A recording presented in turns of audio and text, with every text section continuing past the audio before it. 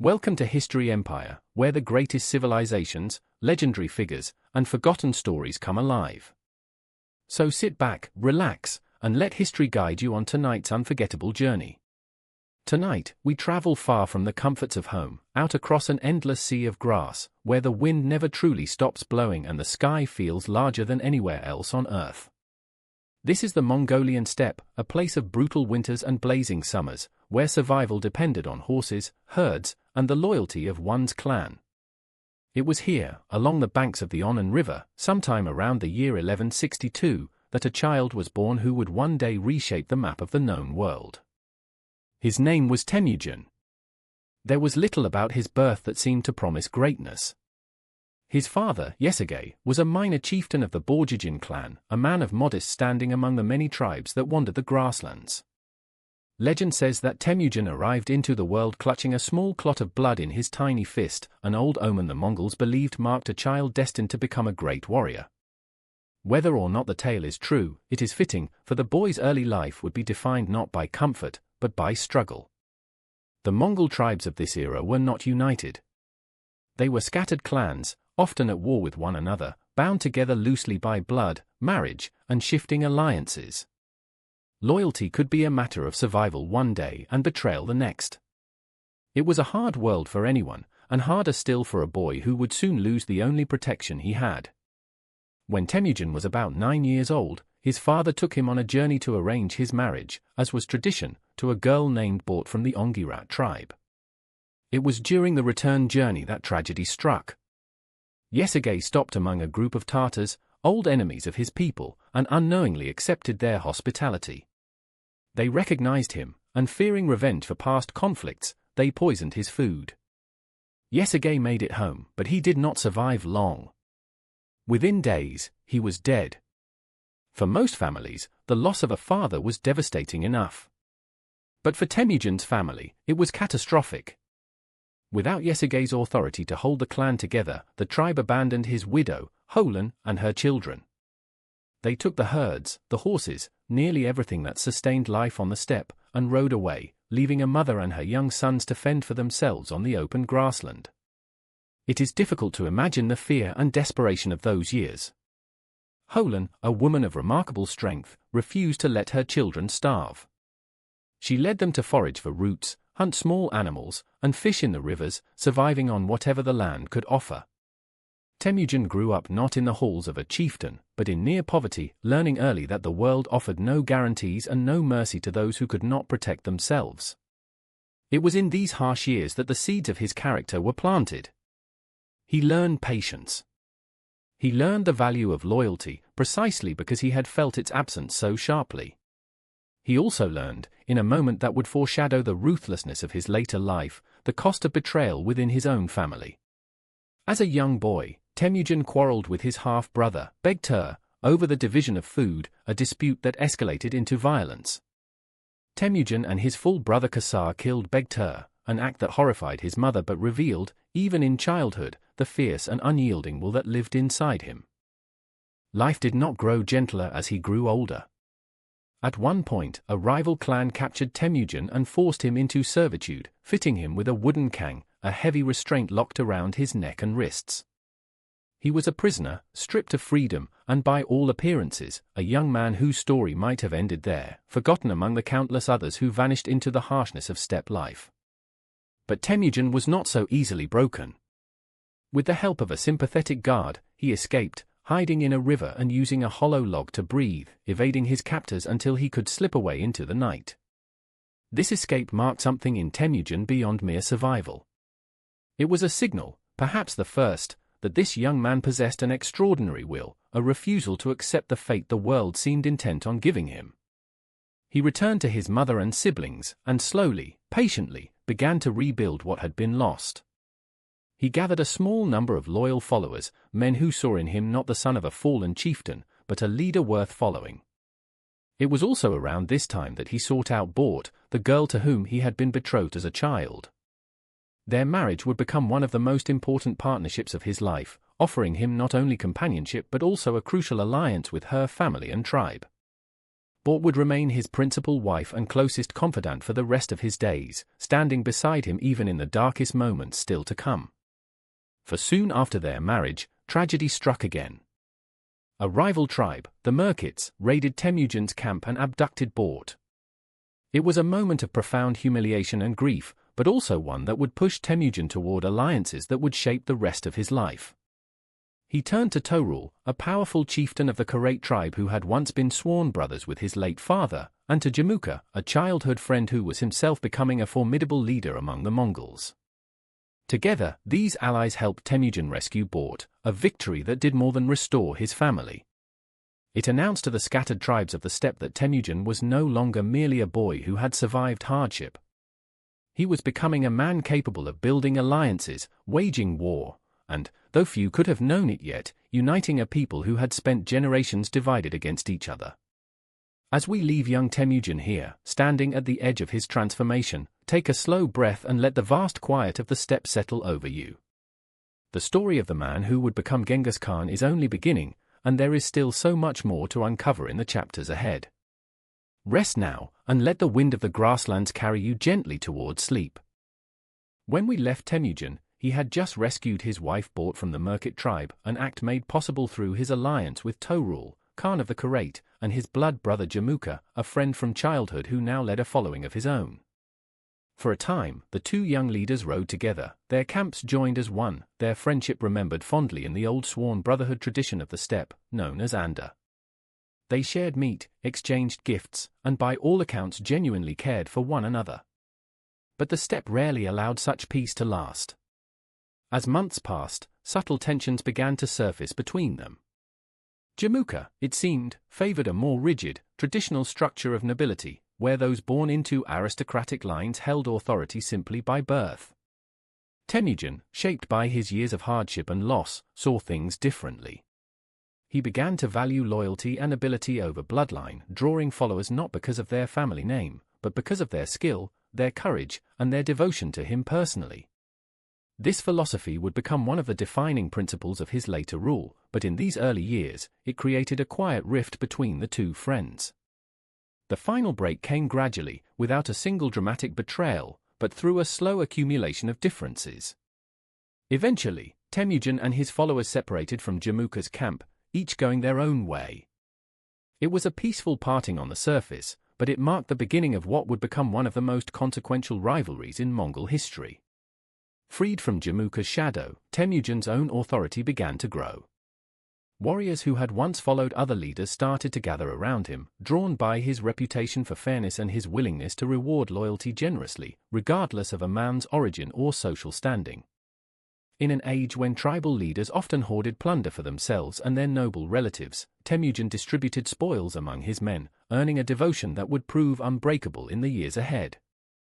It was around this period that Temujin's followers began to call him Khan, a title of leadership among the Mongol tribes, though at this stage it referred only to leadership over his own modest confederation, one voice among many across the steppe. Still, it was a significant step, the first formal acknowledgement of authority that had once seemed impossibly out of reach for the boy who had grown up scavenging roots to survive. Yet the path forward was anything but smooth. The steppe was a landscape of shifting loyalties, and Temujin's rising influence inevitably drew the attention and the hostility of rival powers. Chief among them was Jamuka, whose friendship had cooled into rivalry, and who now saw Temujin's growing strength as a direct threat to his own ambitions. Tensions between the former brothers erupted into open conflict at the Battle of Dalan Balt's Hut. Details from this era are often clouded by legend and the passage of time, but what is clear is that Jamuka achieved a victory over Temujin's forces in this early clash. It was a painful setback, a reminder that his rise to power would not be a simple, uninterrupted ascent. Yet even in defeat, Temujin's core group of followers remained loyal, a testament to the bonds he had cultivated. Rather than retreating into obscurity, Temujin used this period to deepen his alliances, most importantly with Torul, the powerful Karait Khan who had helped him rescue Bort. Torul had once been like family to Temujin's own father, and this connection provided crucial support as Temujin worked to rebuild his strength.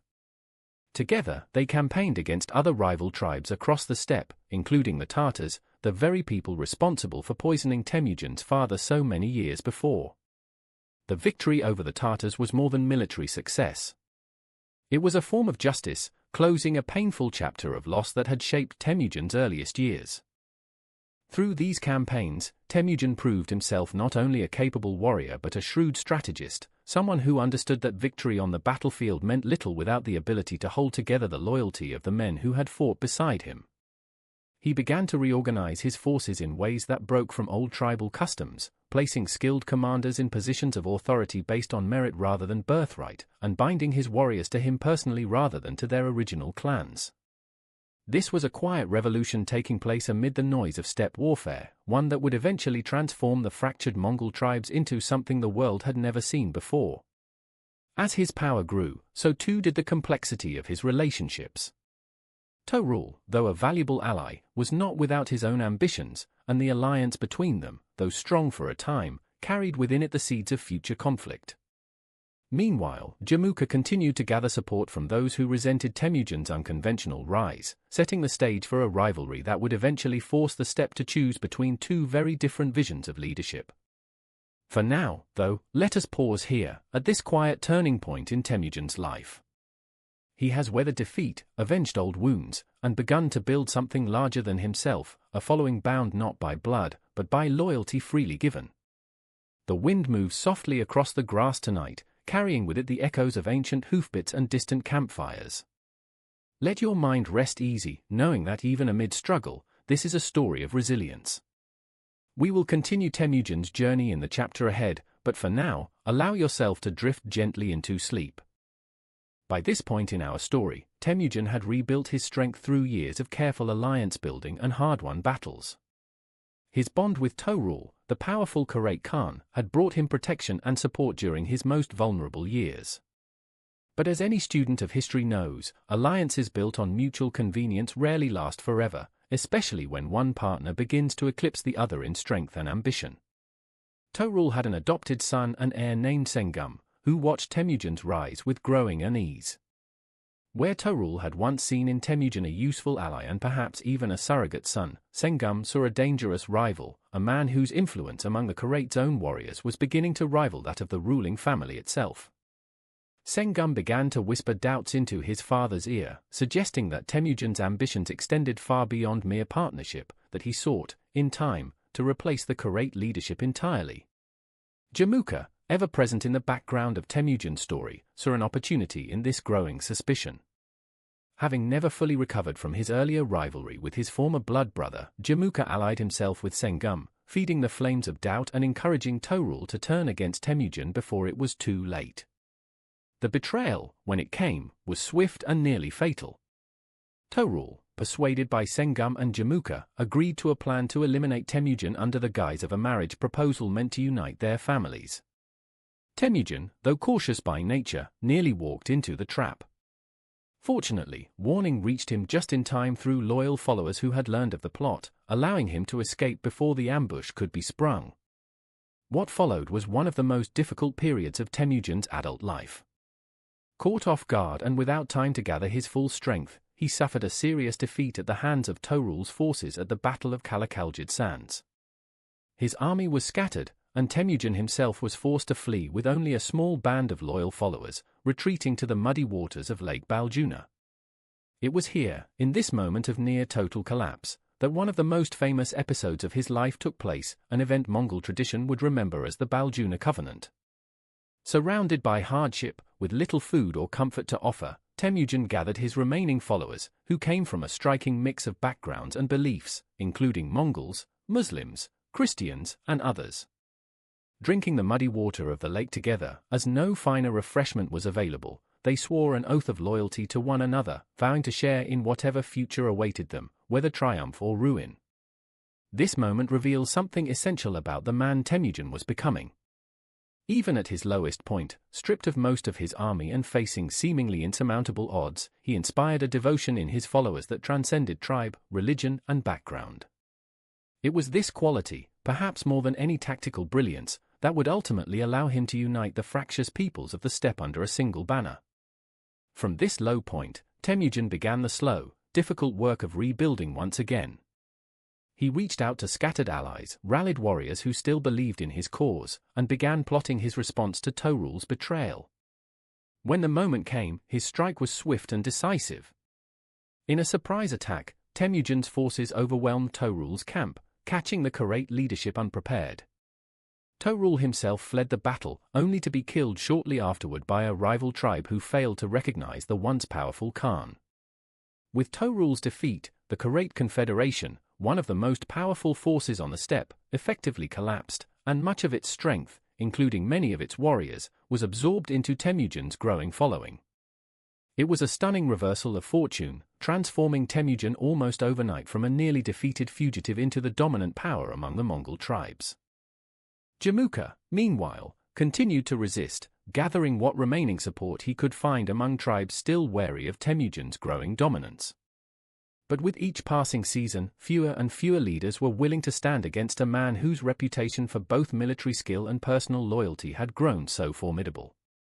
Eventually, even Jamuka's own followers began to abandon him, recognizing that the tide of history had turned decisively in Temujin's favor. We are approaching a pivotal moment in this story, dear listener, one where the fractured tribes of the steppe will finally be brought together under a single leader for the first time in generations. But that transformation, and the dramatic final encounter between Temujin and his oldest friend turned rival, awaits us in the chapter ahead. For now, let the weight of this long struggle settle gently, knowing that even amid betrayal and hardship, resilience and loyalty found their way through. Rest well, and let sleep carry you forward into the next chapter of this remarkable story. With Torul defeated and the Karait Confederation absorbed into his growing power, Temujin now stood as the most formidable leader on the Mongolian steppe. Only one significant rival remained, the man who had once been closer to him than a brother, Jamuka. Their final confrontation, when it came, carried the weight of years of shared history, friendship, and betrayal. By this point, Jamuka's support had dwindled considerably.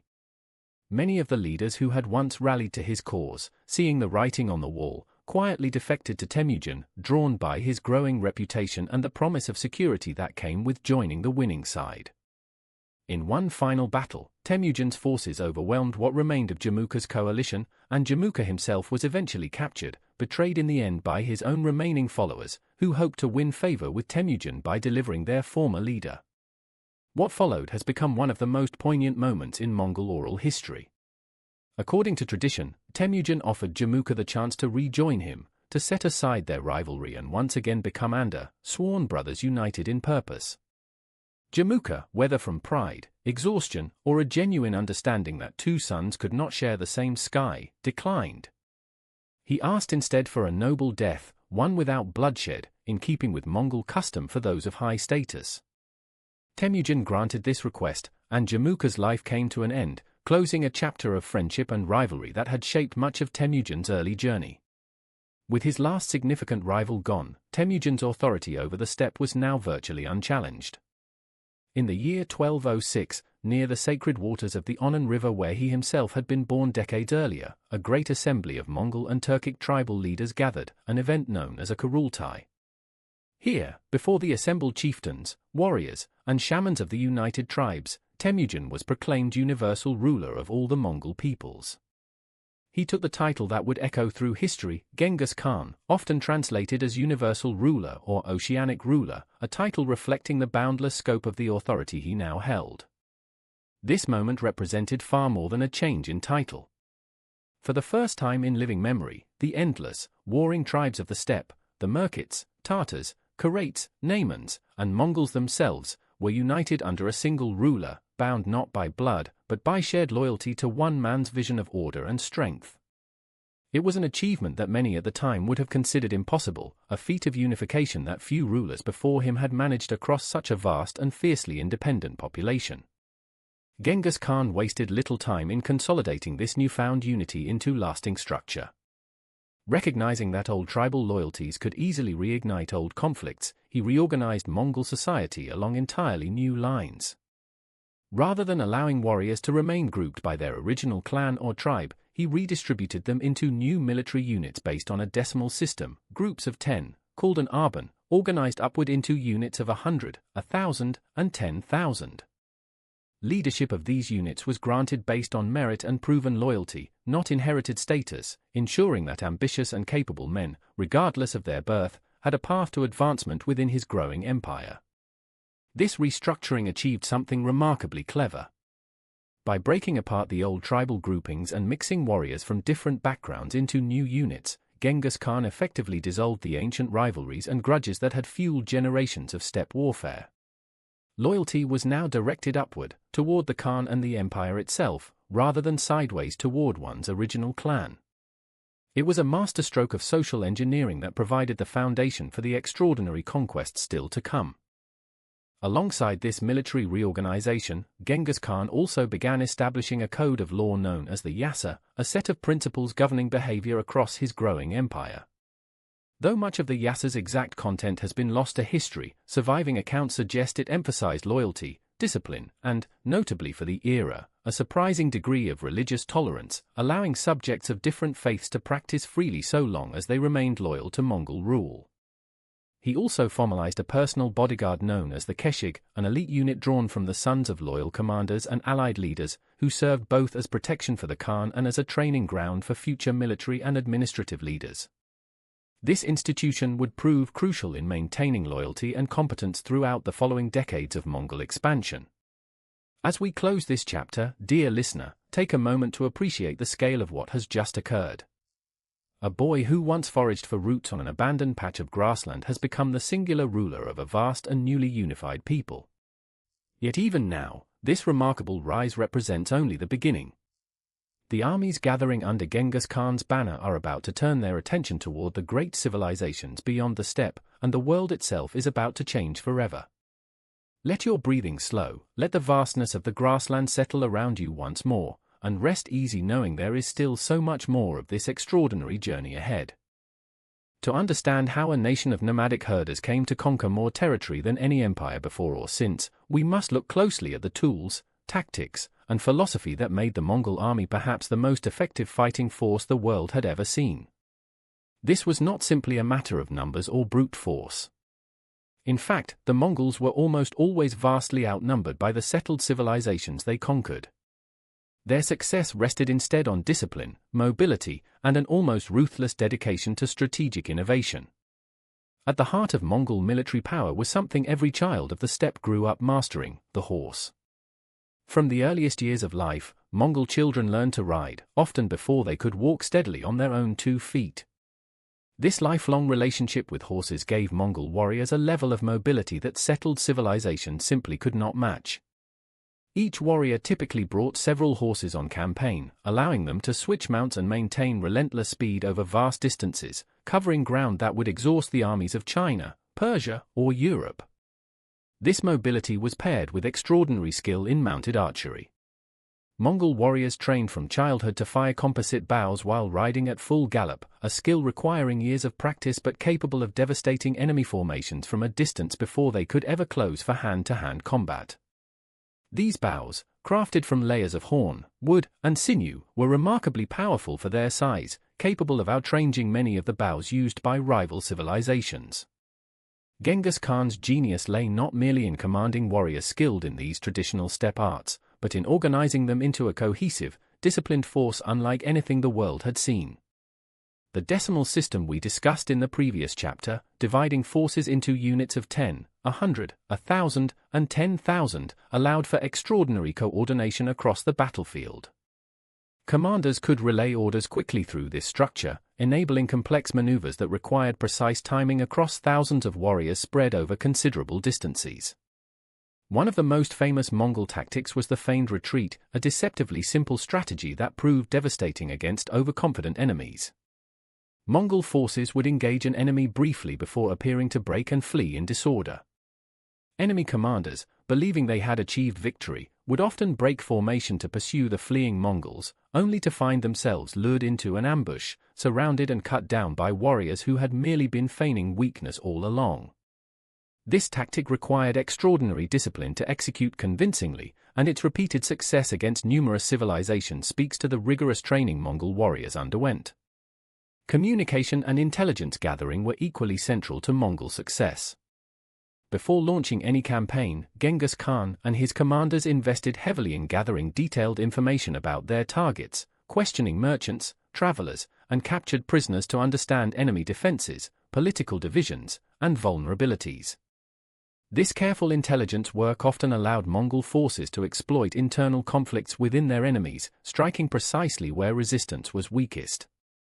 Siege warfare, an area where nomadic horsemen might seem at an obvious disadvantage against fortified cities, became another area of remarkable Mongol adaptation.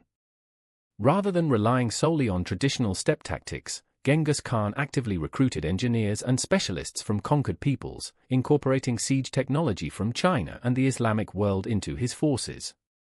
Trebuchets, battering rams, and other siege engines were transported and deployed with startling efficiency, allowing Mongol armies to overcome even heavily fortified cities that might otherwise have withstood traditional nomadic assault indefinitely.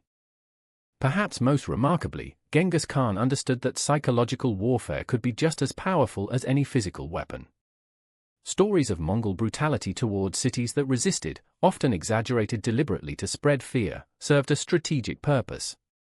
Cities that surrendered quickly were frequently treated with relative leniency, their population spared and sometimes even incorporated into Mongol administration. Cities that resisted, however, faced devastating consequences, a pattern designed specifically to encourage rapid surrender rather than prolonged, costly sieges. This calculated use of terror, however unsettling to consider, proved remarkably effective in reducing overall Mongol casualties and speeding the pace of conquest. Genghis Khan also proved willing to break from tradition when necessary, drawing on the skills and loyalty of conquered peoples rather than relying solely on Mongol warriors. Chinese engineers, Persian administrators, and skilled artisans from across the growing empire were incorporated into Mongol service, allowed to rise based on merit and loyalty rather than ethnic background. This pragmatic approach to talent, so different from the rigid hierarchies of many contemporary civilizations, allowed the Mongol Empire to continuously adapt and improve, incorporating the best military and administrative practices from every culture it encountered. By the time these systems were fully in place, the Mongol army had become something the world had never quite seen before, a force combining nomadic mobility, rigorous discipline, sophisticated intelligence gathering, and technological adaptability into a single devastating whole. The stage was now set for this extraordinary force to turn its attention beyond the steppe, toward the great settled civilizations of Asia, each unaware of the storm that was about to arrive at their borders. Let yourself rest now, dear listener, as we prepare to witness the first great campaigns of this new Mongol war machine. The armies are gathered, the horses are ready, and history is about to shift on its axis. We will continue this journey in the chapter ahead, but for now, let sleep find you gently, carried on the quiet rhythm of distant hoofbeats across the grass. With the Mongol tribes unified and his war machine fully assembled, Genghis Khan turned his attention southward, toward the settled kingdoms that bordered the vast Mongolian grasslands. His first major target was the Western Xia Kingdom, known also as Xixia, a Tangut state that controlled important trade routes along the edges of the steppe. Though smaller than the great empires still further south, Xixia possessed formidable walled cities and represented an important test for the Mongols, an opportunity to refine their siege tactics against fortified settlements very different from anything they had encountered on the open grassland. The campaigns against Xixia, beginning around 1209, proved challenging. Mongol forces struggled initially against the kingdom's fortified cities, and Genghis Khan's armies faced setbacks, including a notably unsuccessful attempt to flood the Xixia capital by diverting a nearby river, an effort that ultimately caused more damage to the Mongol camp than to the city itself. Yet despite these early difficulties, the campaign revealed the Mongols' remarkable capacity to learn and adapt.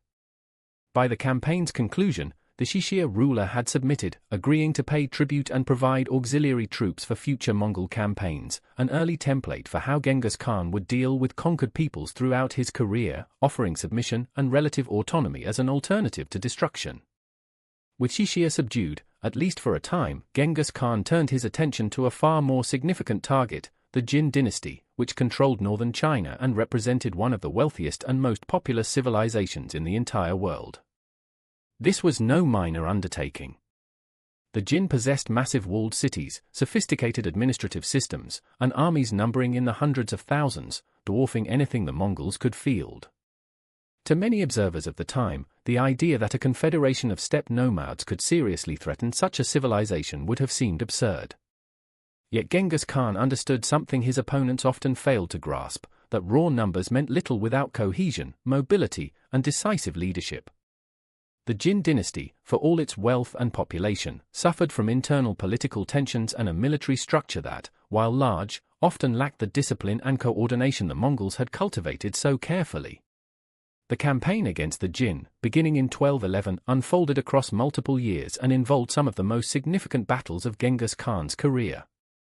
At the Battle of Yehuling, Mongol forces achieved a devastating victory against a much larger Jin army, employing their characteristic tactics of feigned retreat and coordinated cavalry maneuvers to shatter enemy formations that had appeared, on paper, overwhelmingly superior in numbers.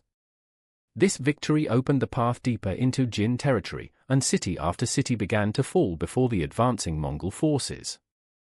As Mongol forces moved deeper into northern China, they encountered a landscape utterly unlike the open steppe of their homeland: dense populations, massive fortified cities, and an intricate network of agricultural infrastructure that had sustained Chinese civilization for centuries.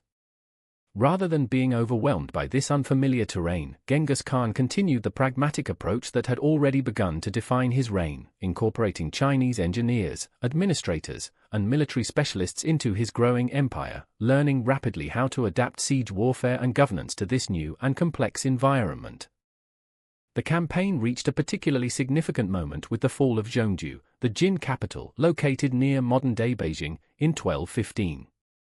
The siege and subsequent sacking of this magnificent city sent shockwaves throughout the region, a clear demonstration that even the greatest fortified capitals of the settled world were not beyond the reach of Mongol power. Accounts from the period describe devastating destruction and loss of life within the city, a grim reminder of the consequences the Mongols were prepared to inflict upon those who resisted their advance.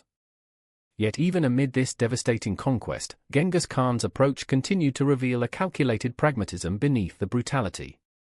Rather than simply destroying Jin administrative structures entirely, he began incorporating skilled Chinese officials into Mongol governance, recognizing that maintaining some continuity in administration would prove far more effective than attempting to govern such a vast and sophisticated civilization purely through military occupation. Among those who entered Mongol service during this period was a remarkable figure named Yel Chutsai, a Khitan scholar and astronomer who would go on to become one of Genghis Khan's most trusted advisors. Yel Chutsai's influence would prove significant not only during Genghis Khan's reign but well into the reigns of his successors, helping to moderate some of the harsher instincts of Mongol rule and advocating for policies that preserved rather than destroyed the productive capacity of conquered lands, an approach that would ultimately benefit the Mongol Empire's long-term stability and wealth. Despite these significant victories, the conquest of the Jin dynasty would not be fully completed during Genghis Khan's own lifetime. The campaign continued in phases, with Mongol forces maintaining pressure on remaining Jin territories even as Genghis Khan's attention began to turn toward new and even more ambitious targets further west. The eventual complete collapse of the Jin dynasty would occur years later, under the leadership of Genghis Khan's successors, but the foundation for that eventual conquest had been firmly established during these remarkable campaigns. As this chapter draws to a close, dear listener, consider the extraordinary transformation that has taken place. A leader who once commanded only a modest following of steppe warriors has now shattered one of the great civilizations of the settled world, adapting his methods, incorporating new knowledge, and demonstrating a flexibility that would define the entire Mongol approach to empire building. Yet even this remarkable achievement represents only a portion of the conquest still to come.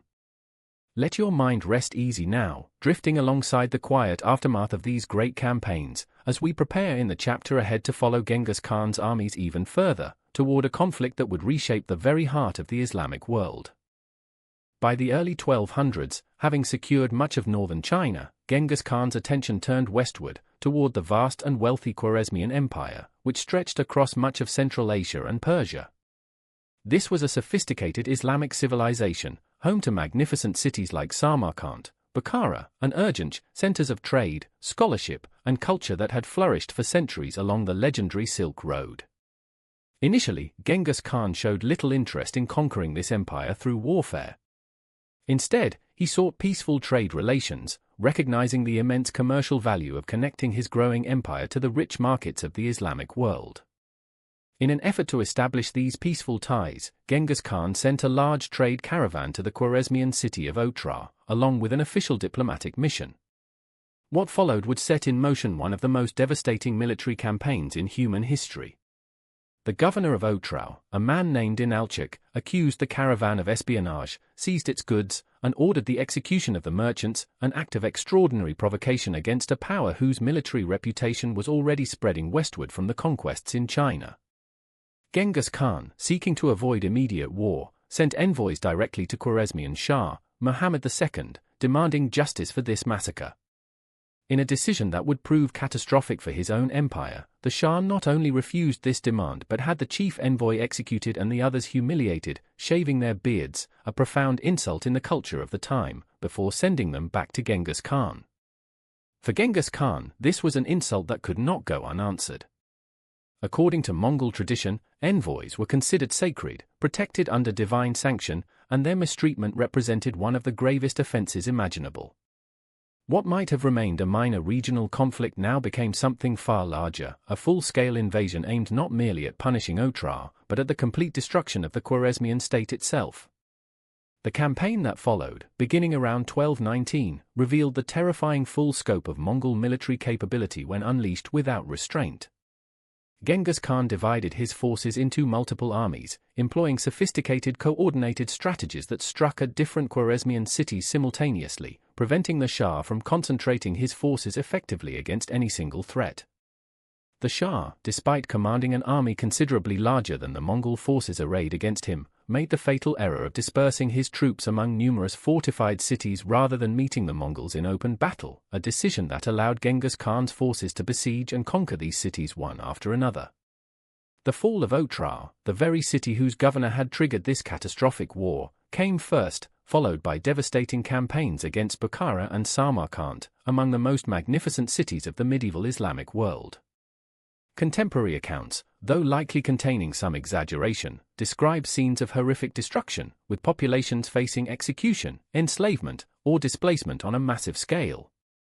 It's worth noting, dear listener, that this period represents one of the most brutal chapters in Genghis Khan's career, and historians continue to debate the precise scale and nature of the destruction, though there is little doubt that the campaign brought immense suffering to the region. Yet even amid this devastation, patterns established earlier in Genghis Khan's career continued to appear.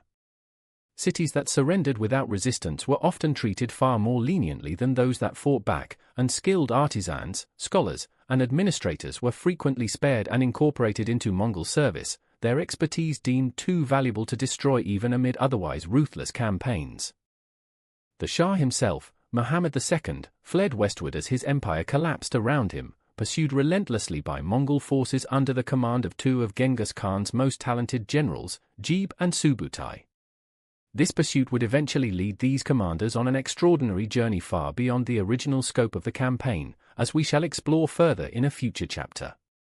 The Shah himself, exhausted and increasingly isolated, eventually died on a small island in the Caspian Sea, a humiliating end for a ruler whose empire had once rivaled any in the Islamic world. Leadership of Khwarezmian resistance eventually passed to the Shah's son, Jalal al-Din, a considerably more capable military leader who managed to inflict one of the few significant defeats Mongol forces experienced during this entire campaign, at the Battle of Parwan. This victory, however, proved short-lived. Genghis Khan personally led forces to confront Jalal al-Din, ultimately defeating him decisively at the Battle of the Indus River, where the young prince was forced to make a desperate escape across the river itself to avoid capture, an event Mongol chronicles remember with a note of grudging respect for his courage. By the campaign's conclusion, the once magnificent Khwarezmian Empire had been utterly shattered, its great cities devastated, its ruling dynasty destroyed, and vast portions of Central Asia and Persia brought under Mongol control. This conquest represented a turning point in Genghis Khan's reign, transforming the Mongol Empire from a regional power centered on the steppe and northern China into a truly transcontinental force, one whose reach now extended deep into the heart of the Islamic world. As we close this difficult chapter, dear listener, it's worth reflecting on the complex nature of this story we are exploring together. The rise of Genghis Khan brought both remarkable unification and devastating destruction, innovation alongside immense suffering. History rarely offers simple narratives, and the Mongol conquests remind us of this complexity perhaps more than most. Let your breathing settle now, let the weight of these events pass gently over you like distant thunder, fading into quiet as we prepare, in the chapter ahead, to follow Jeeb and Subutai on one of the most remarkable military expeditions in human history, a journey that would carry Mongol horsemen further from home than anyone could have previously imagined. It is easy, when telling the story of the Mongol conquests, to focus entirely on battles and sieges, on the sweeping drama of armies clashing across distant plains. But an empire cannot survive on conquest alone.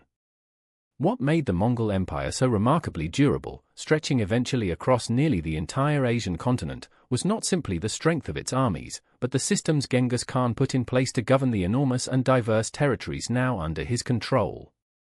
At the center of this system was the Yasa, the code of law we touched on briefly in an earlier chapter. Though the original text of the Yasa has been lost to history, surviving fragments and accounts from contemporary chroniclers give us a glimpse into its principles. It established rules governing nearly every aspect of life within the empire, from military discipline and criminal justice to trade regulations and religious practice. Punishments under the Yasa were often severe, reflecting the harsh realities of steppe life, yet the code also emphasized fairness and consistency, applying its rules broadly across different peoples and social classes in a way that many contemporary legal systems of the era did not. One of the more remarkable aspects of Mongol governance under Genghis Khan was its approach to religion. In an age when religious conflict frequently drove warfare and persecution across much of the world, the Mongol Empire adopted a policy of considerable religious tolerance. Buddhists, Muslims, Christians, and practitioners of traditional Mongol shamanism were all permitted to practice their faiths relatively freely, so long as they remained loyal subjects of the empire. Religious leaders and institutions were often exempted from taxation, a pragmatic policy that helped secure the loyalty of influential religious communities across newly conquered territories. This tolerance was not born purely of enlightened philosophy, but of practical wisdom. Genghis Khan understood that a vast empire, encompassing so many different peoples, languages, and belief systems, could not be governed effectively through forced religious uniformity. By allowing conquered peoples to maintain their spiritual traditions, he reduced the likelihood of religious rebellion and made Mongol rule considerably easier to accept for populations who might otherwise have resisted more fiercely. Communication across such an enormous empire presented another significant challenge, one that Genghis Khan addressed through the establishment of the Yam, a relay system of postal stations spread across the empire's vast territories. Riders could travel from station to station, exchanging tired horses for fresh ones, allowing messages and important travelers to move across thousands of miles with remarkable speed for the era. This system not only facilitated military coordination but also encouraged trade and communication across regions that had previously had little contact with one another, laying groundwork for what some historians describe as an early form of globalization, connecting East and West more closely than at any previous point in history. Trade itself flourished under Mongol protection in ways that might seem surprising given the violence of the conquests themselves. Genghis Khan understood the immense value of the trade routes connecting China, Central Asia, Persia, and beyond, and worked actively to protect merchants traveling these paths, offering security that had often been lacking amid the regional conflicts that preceded Mongol rule. This protection, combined with the unified legal and administrative systems spreading across the empire, allowed goods, ideas, and knowledge to move across Eurasia with a freedom that would have been unimaginable just decades earlier.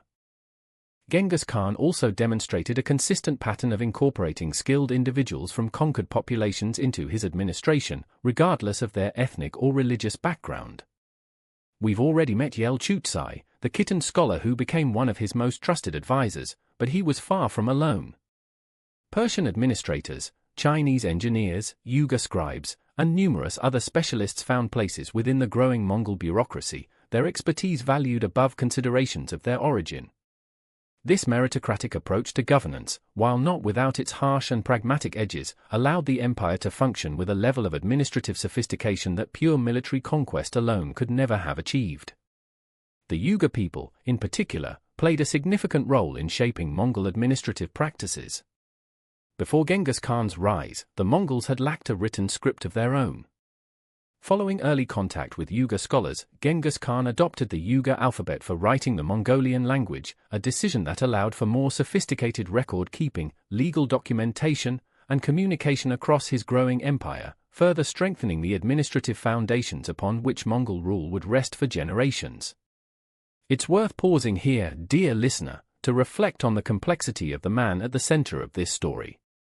The same leader responsible for campaigns of devastating violence against those who resisted his rule also established systems of law, tolerance, and administration that, in many respects, proved more sophisticated and pragmatic than those of many settled civilizations of the era. This duality, brutal conqueror and shrewd administrator, defines much of what makes Genghis Khan such a compelling and complicated historical figure, a man who understood that lasting power required far more than military might alone. As this chapter draws to a close, consider how these systems of governance, quiet and administrative as they may seem compared to the drama of battle, ultimately allowed the Mongol Empire to endure and expand long after Genghis Khan's own lifetime, shaping trade routes, cultural exchange, and political structures across Asia for generations to come. Let your thoughts settle now into calm reflection, and allow yourself to rest, as we prepare in the chapter ahead to follow one of the most extraordinary military expeditions in history, a journey that would carry Mongol horsemen even further than anyone before had thought possible. We left our story with the collapse of the Khwarezmian Empire, its Shah fleeing westward in a desperate attempt to escape the forces closing in around him. Genghis Khan had assigned this pursuit to two of his most gifted commanders, Gebe and Subutai, men whose names, though less familiar to modern audiences than Genghis Khan himself, deserve recognition among the greatest military minds in human history. What began as a straightforward pursuit of a fleeing Shah gradually transformed into something far more extraordinary. With the Shah's death on his small island refuge in the Caspian Sea, Gebe and Subutai found themselves deep in unfamiliar territory, thousands of miles from Mongolia, with no immediate orders demanding their return. Rather than simply retreating homeward, they requested and received permission from Genghis Khan to continue exploring westward, launching what would become one of the most remarkable reconnaissance expeditions in military history.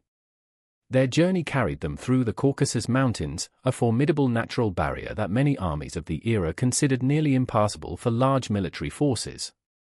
Yet the Mongols, ever adaptable, found paths through this rugged terrain, employing local guides and demonstrating once again their remarkable capacity to operate effectively across landscapes utterly different from their native steppe. Emerging from the Caucasus, Gebe and Subutai encountered a coalition of Georgian and Cuman forces, along with various other regional powers, none of whom had any real understanding of the military force now approaching their lands. In battle after battle, the Mongol commanders employed their characteristic tactics, feigned retreats, coordinated cavalry maneuvers, and sophisticated intelligence gathering, to devastating effect against opponents who had never encountered anything quite like this before. The Georgian army, one of the more formidable forces in the region, suffered a crushing defeat that shocked the kingdoms of the Caucasus and sent ripples of alarm further into Europe. Continuing their remarkable expedition, Gebe and Subutai eventually encountered a coalition of Russian principalities, allied with Cuman forces, at the Khalkha River in 1223. This battle would prove to be one of the most significant early encounters between Mongol forces and the powers of Eastern Europe, and its outcome sent shockwaves through the region. Employing their now familiar tactics, the Mongols lured the overconfident Russian and Cuman forces into a devastating trap, achieving a victory so complete that it left much of the assembled Russian nobility either dead or captured, a battle that would be remembered with dread for generations throughout the Russian principalities. What makes this expedition so remarkable, dear listener, is not merely its military success, but its sheer scope and ambition. Gebe and Subutai had traveled thousands of miles from their Mongolian homeland, through mountain ranges, across unfamiliar rivers, and into the territories of civilizations that had barely known the Mongols existed just months before. This was reconnaissance and conquest combined on a scale that few military commanders in history have ever attempted, let alone achieved successfully. Following their victory at the Khalkha River, rather than pressing further into Europe, a decision that some historians suggest might have been possible given the disorganized state of European resistance at the time, Gebe and Subutai turned their forces back eastward, beginning the long journey home to reunite with Genghis Khan's main forces. This decision, whether driven by supply concerns, the need to report their remarkable findings, or broader strategic considerations, meant that Europe would receive a temporary reprieve from Mongol conquest, though this respite would prove only temporary, as future Mongol campaigns would eventually return to these same western territories with even greater force. Tragically, Gebe did not survive to see the full impact of this extraordinary expedition, dying during the journey home, likely from illness, though the exact circumstances remain somewhat unclear in historical records. Subutai, however, would go on to become perhaps the single most accomplished military commander in Mongol history, later leading campaigns deep into Europe under Genghis Khan's successors, applying lessons learned during this remarkable expedition to achieve even greater conquests in the years to come. The intelligence gathered during this expedition proved invaluable for future Mongol strategic planning. Detailed knowledge of the political divisions, military capabilities, and geography of Eastern Europe and the Caucasus region, gathered first-hand by Gebe and Subutai, would inform Mongol campaigns for decades afterward, demonstrating once again how the Mongol approach to warfare extended far beyond simple battlefield tactics into sophisticated, long-term strategic thinking. As we consider this extraordinary journey, dear listener, take a moment to appreciate the sheer scale of what Genghis Khan had set in motion. What began as a regional power struggle among Mongolian tribes had, within just a few short years, expanded into a force capable of sending armies thousands of miles from home, defeating kingdoms that had never before encountered anything resembling Mongol military capability. The world, quite simply, had never witnessed anything like this before. Let your body rest now, heavy and calm, as the echoes of these distant campaigns fade into quiet. We are nearing the final chapters of Genghis Khan's own remarkable life, and in the chapter ahead, we will explore his final campaigns, his eventual death, and the extraordinary legacy he left behind, a legacy that would continue shaping the world long after his own story had come to its close. Following the devastating conquest of the Khwarezmian Empire and the remarkable expedition of Gebe and Subutai into the Caucasus and Eastern Europe, Genghis Khan, now well into his 60s, might have been expected to slow the relentless pace of conquest that had defined his life. Instead, his attention turned once more toward the Tangut kingdom of Shishir, the very state he had first subdued years earlier during his initial campaigns beyond the steppe. The Tangut ruler had failed to provide troops for the Khwarezmian campaign as previously agreed, an act of defiance that Genghis Khan, ever mindful of loyalty and the consequences of broken agreements, could not allow to pass unanswered. In 1225, he launched what would become his final military campaign, returning to subdue Shishir once and for all.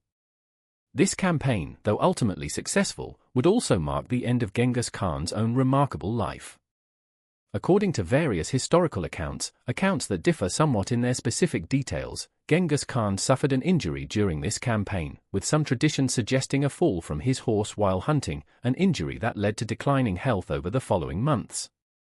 Other accounts suggest illness may have played a more significant role in his final decline. Regardless of the precise cause, it became increasingly clear to those around him that the great conqueror's remarkable life was drawing to its close. Even as his health failed, Genghis Khan continued to demonstrate the strategic thinking that had defined his entire career. Recognizing the importance of ensuring stability after his death, he spent his final months carefully planning for succession, a matter of critical importance given the vast empire now under Mongol control. He designated his third son, Ogedei, as his successor, a decision made not simply through favoritism, but through careful consideration of which of his sons possessed the temperament and wisdom necessary to hold together such an enormous and diverse empire. Genghis Khan died in August of 1227, during the final stages of the Shishir campaign. In keeping with Mongol tradition and his own wishes for secrecy, his death was concealed from the remaining Shishir forces until the kingdom's final surrender had been secured, ensuring that his last campaign reached its intended conclusion even after his passing. His body was returned to Mongolia for burial, though true to Mongol customs surrounding the graves of great leaders, the exact location of his final resting place was deliberately kept secret, and despite centuries of searching, it remains undiscovered to this very day, a fitting final mystery for a man whose life had been defined by the vast, untamed landscape of the steppe. The empire Genghis Khan left behind was almost unimaginable in its scope, stretching from the Pacific coast of China to the borders of Eastern Europe, encompassing an extraordinary diversity of peoples, cultures, and territories. Yet perhaps even more remarkable than the sheer size of this empire was its durability.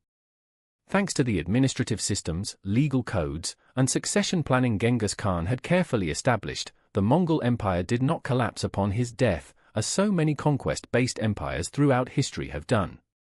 Instead, under the leadership of his successors, particularly his son Ojide and later his grandsons, including the formidable Kublai Khan, the empire would continue expanding for decades, eventually becoming the largest contiguous land empire the world has ever known. The legacy of Genghis Khan extends far beyond the simple narrative of conquest and destruction that sometimes dominates popular memory. Under Mongol rule, the various trade routes connecting East and West flourished as never before, creating a period historians often refer to as the Pax Mongolica, or Mongol Peace, during which merchants, travelers, and ideas moved across Eurasia with a freedom and safety rarely seen before or since. It was this very period of connectivity that allowed figures like Marco Polo to travel from Europe deep into China, and that facilitated the exchange of technologies, from gunpowder to printing techniques, that would eventually transform civilizations across the entire Eurasian continent. Genghis Khan's approach to governance, emphasizing religious tolerance, meritocratic advancement, and pragmatic incorporation of skilled individuals regardless of their background, also left a lasting influence on subsequent empires and administrative practices throughout Asia.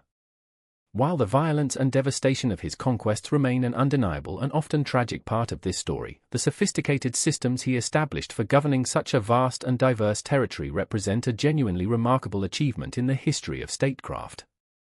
Today, Genghis Khan remains an enormously significant figure, particularly within Mongolia itself, where he is celebrated as the founding father of the Mongolian nation, a symbol of unity and national pride. Beyond Mongolia, his legacy continues to provoke complex and often divided reactions, remembered simultaneously as a brilliant unifier and administrator, and as a conqueror responsible for immense suffering across the civilizations he encountered. Perhaps this very complexity, this refusal to fit neatly into simple categories of hero or villain, is what makes his story continue to fascinate historians and listeners alike, centuries after his death. From a boy who once fled poverty and betrayal on the harsh Mongolian steppe, to the founder of the largest contiguous land empire in human history, the journey of Genghis Khan remains one of the most extraordinary stories of transformation, ambition, and consequence that history has ever recorded. It is a story of resilience born from hardship, of loyalty forged through shared suffering, and of a vision for unity that reshaped the map of the known world, for better and for worse, in ways that continue to echo through history even today. Thanks for listening. Subscribe for more peaceful journeys through history. Good night.